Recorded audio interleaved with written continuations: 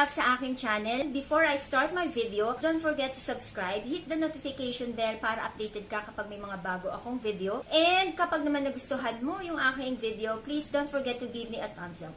So finally, may bago na naman tayong video. Napaglaruan ko na naman yung aking mga makeup. This video is actually for hooded eyes. Yan, yung eye makeup ko is for hooded eyes. Kasi guys, kapag sinusundan ko yung original or yung natural crease ko, hindi na halos nakikita yung eyeshadow na inilalagay ko. So what I did, gumawa ako ng illusion ng crease ko mas higher dun sa natural na crease ko. So, dalawang palette ang nagamit ko kasi andito sa isang palette yung mas gusto kong kulay and nandun naman sa kabila din yung mas gusto ko rin kulay. So, I didn't found it in one palette, so that's why dalawa yung ginamit nating eyeshadow palette today.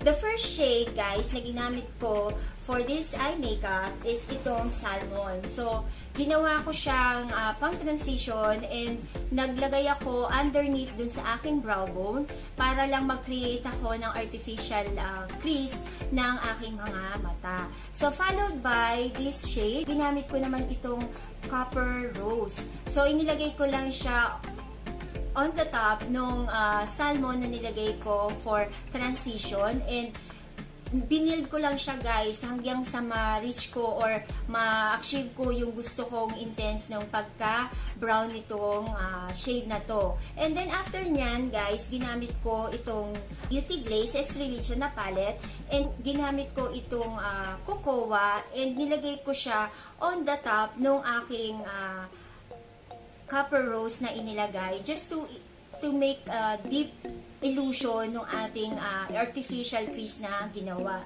So, ayun guys, binild ko lang siya until I get the pigmentation na gusto ko. And then, ilinagay ko siya din, same also, inilagay ko rin siya dito sa outer corner ng aking mga mata and then dito sa aking inner corner ng aking mga mata. I leave the center empty kasi gagawa ako ng cut crease dyan sa area na yan. So, yun, pinag-connect ko lang guys yung aking HUAWEI na nilagay sa outer V and inner corner ng aking mga mata just to connect yung ating halo effect ng ating eye makeup. So, the next shade na inilagay ko right after kong nag-cut crease, kumuha ako nitong shade na to ng Moonlight and siya yung ginamit ko to set yung concealer na inilagay ko for the cut crease. And then, after nun guys, kinuha ko itong Copper Rose and nilagay ko siya dun sa in-between nung Moonlight and then nung HUAWEI para lang to blend together yung lighter color and then yung dark color. So, ayun guys yung mga ginamit ko for my eyelids. And then, same procedure lang guys dito sa aking lower lash line.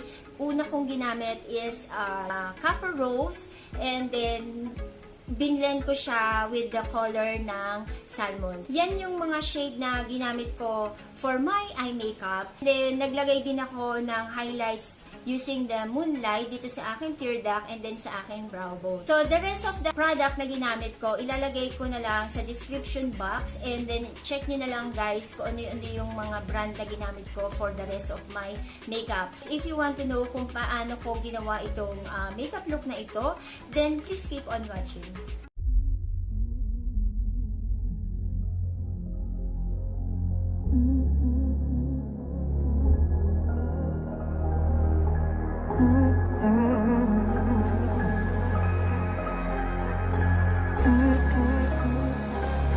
Real Life Women Productions. So, nagagamitin ko yung beauty sponge na nabili ko from Shopee to blend yung ating foundation na in-apply.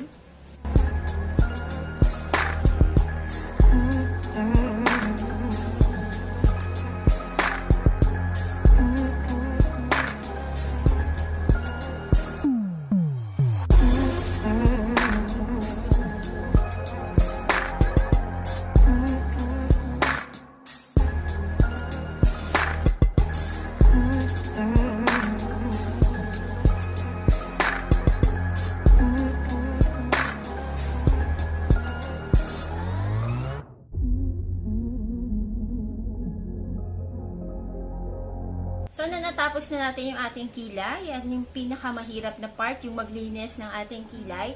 So, ginawa ko siya off-cam. So, before we put an eyeshadow, kailangan natin i-prime yung ating eyelid. So, we will be using this from Essence I Love Stitch. Kung wala naman kayong eyeshadow primer, guys, you can use your concealer, pero very light lang yung ilagay nyo, guys, kasi iba ang consistency ng concealer compared dun sa ating eyeshadow primer. And then, after nito, guys, isa-set natin siya using our powder from Nichido.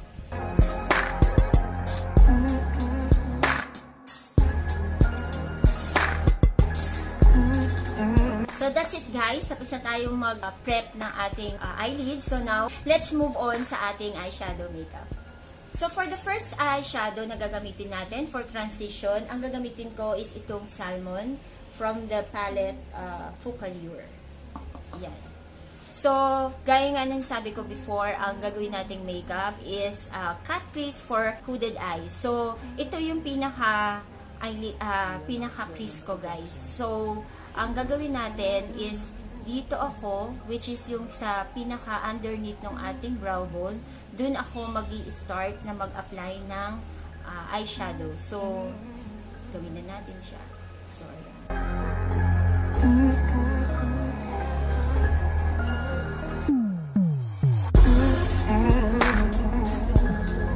So, natapos na natin yung ating pang-transition. Now, let's move on sa mas darker na eyeshadow. Ang gagamitin natin is itong Copper Rose. Ilalagay ko siya just on top ng ating transition. In same procedure din, guys. Back and forth, back and forth. So, as you can see, nakapag-create na tayo ng mild na crease natin.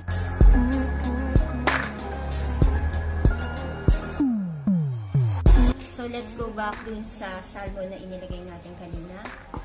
And, lagay lang natin siya on the top ng ating Copper Rose na inilagay.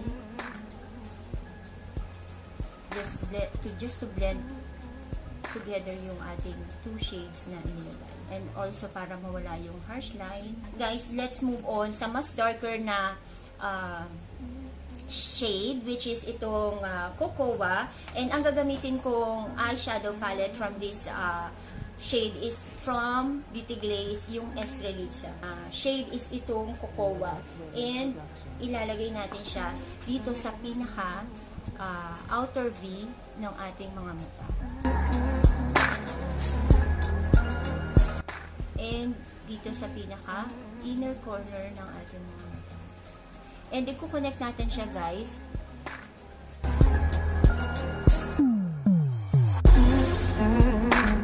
Nagkaroon tayo ng space dito sa gitna. Diyan natin gagawin yung ating cut crease.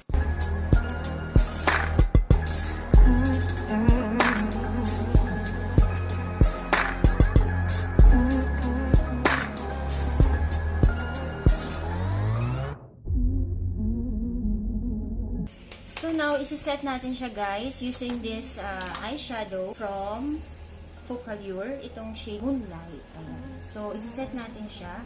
And ang gagamitin ko na rin is yung same flat brush na ginamit ko for concealer.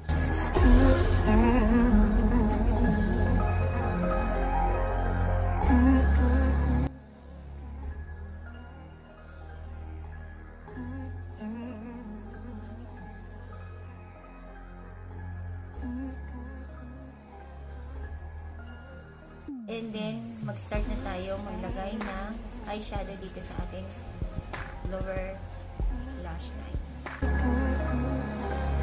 Real Life Women Productions.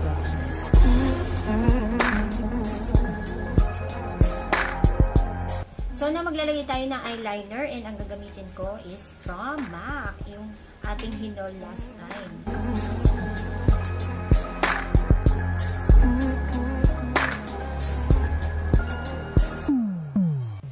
Nagawa na natin yung ating eyeliner na maglalagay ako ng false eyelashes off camera, and babalik ako.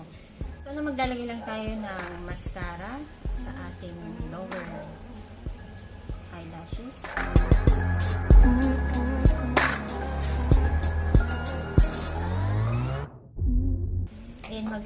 tayo ng highlights using yung kanina, yung Moonlight. And nilalagay lang natin dito sa ating teardrop.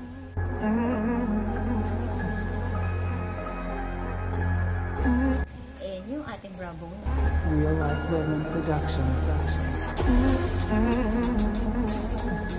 Lalagay ulit tayo ng concealer para linisin lang natin yung mga fallouts nung eyeshadow kanina.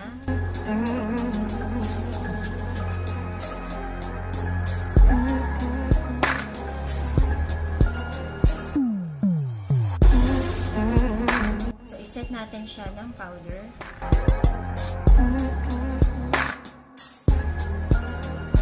So, maglalagay lang tayo ng contour.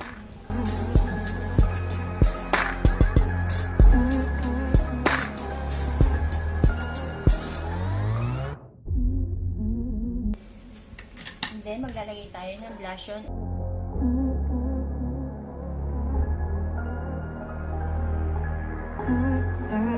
So, natapos na natin yung ating face. Maglalagay lang ako ng highlights dito sa highest point ng aking cheekbone.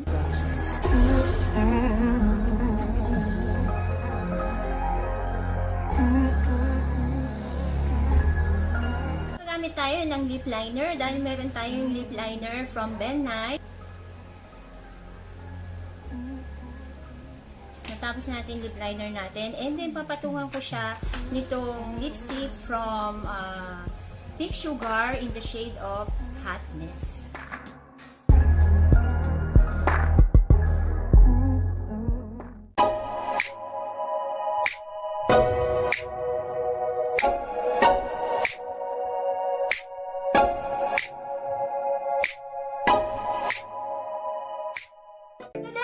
Video for today. I hope na nag-enjoy kayo and may natutunan din kayo. At kapag naman nagustuhan mo yung aking video, please don't forget to give me a thumbs up.